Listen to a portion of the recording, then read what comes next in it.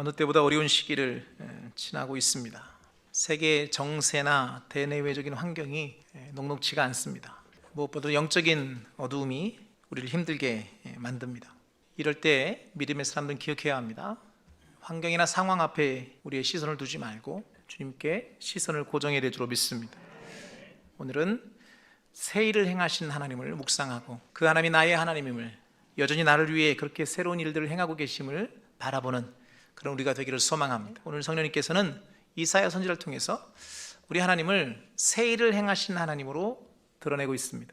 근데 하나님이 행하신 새 일은 광야의 길을 내시고 사막의 강을 내신답니다. 이 말은 생각도 할 수 없는, 도저히 불가능한 일들을 하나님이 우리를 위해 행하시겠다는 겁니다. 우리 하나님은 그렇게 새 일을 행하는 분으로 믿습니다. 오늘 우리의 삶에 여러분을 꽉 막고 있는 어떤 문제가 있을지라도 새로운 일을 행하실 줄 믿습니다. 세 가지를 말씀하셨는데, 첫 번째, 두려워하지 말라는 거예요. 그렇게 두려움을 물리칠 수 있는 근거는 하나님이 이스라엘 백성과 함께 하시기 때문이죠. 오늘 우리와 함께 하시기 때문인 줄 믿습니다. 그래서 두려움을 이기는 것은 믿음이에요. 두려움의 상황은 변함이 없어요. 근데 믿음으로 반응하면 그걸 이겨낼 수 있습니다. 그래서 먼저 축복합니다. 여러분, 어떤 상황에 어떤 환경이 있더라도 두려움을 믿음으로 이겨내기를 축복합니다. 두 번째 하신 말씀은 뭐냐면 바로 구원의 하나님을 바라보는 거예요. 믿음의 승리로 나아가는 공식 중에 하나가 뭐냐면 우리의 시선을 어디에 두느냐에 있어요. 환경을 주목하면 반드시 낙심하고 무너지게 돼 있어요. 그때 우리에게 필요한 것이 바로 믿음의 눈을 드는 것입니다. 하나님을 바라보는 것입니다. 그래서 우리가 평상시에 주님을 바라보는 훈련이 굉장히 중요합니다. 우리가 말씀 묵상하고 기도하고 그렇게 해서 어떤 상황 가운데 자꾸 주님을 보는 훈련들이 됐을 때 주님을 볼 수 있는 훈련의 결과들이 나오는 거예요. 그래서 그날이 오기 전에 오늘 주님을 바라봐야 돼요.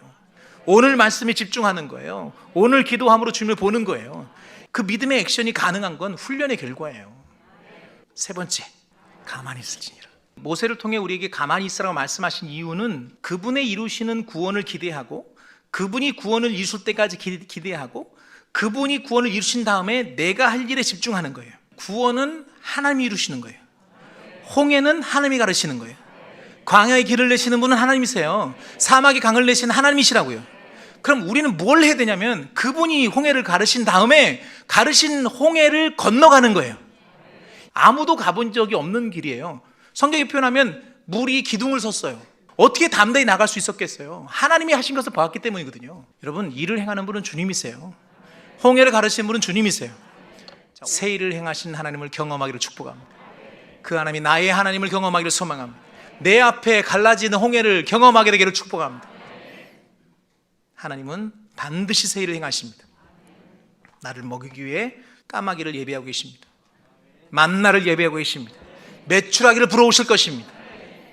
주님의 때, 그때까지 오늘 이 시간들을 믿음으로 견뎌내는, 그러게 끊임없이 하나님을 바라보고 말씀을 통해 하나님을 신뢰하고 믿음으로 한 발 한 발 믿음의 걸음을 걸어내는 믿음의 귀한 종들 되기를 주님의 이름으로 축복합니다.